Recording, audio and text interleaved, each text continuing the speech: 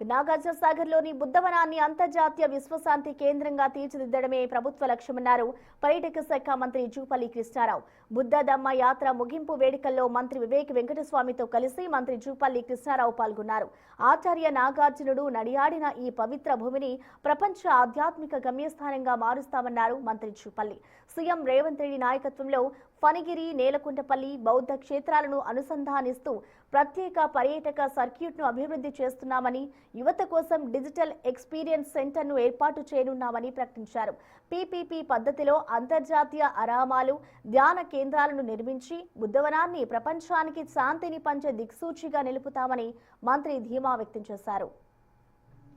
นะโมพุทธายะขอบคุณครับถ้าผมเรียกชื่อท่านผิด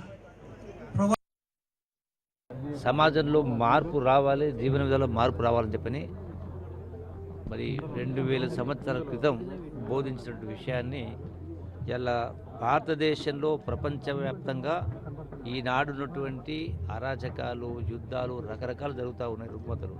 so వీటన్నిటికీ దూరంగా ఉంటే మనసు ప్రశాంతంగా ఉండాలంటే ఈ యొక్క శాంతి మార్గాన్ని ప్రబోధిస్తూ ఈరోజున 70 మంది వాళ్ళు ఏది ఆశించకుండా ఏదో రాజకీయం కోసం ఇంకోటి కాదు, కేవలం ప్రజల యొక్క ఆలోచన విధానాన్ని శాంతి వైపు, ధర్మం వైపు, అహింస అనేది లేకుండడం కోసం, ప్రజలను చైతన్యం చేయడం కోసం మరి 450 కిలోమీటర్లు పాదయాత్ర చేసి ఈ రోజున ఇక్కడ నాగార్జునుడు నడయాడినటువంటి నాగార్జున సాగర్లో ముగింపు కార్యక్రమం జరిగింది.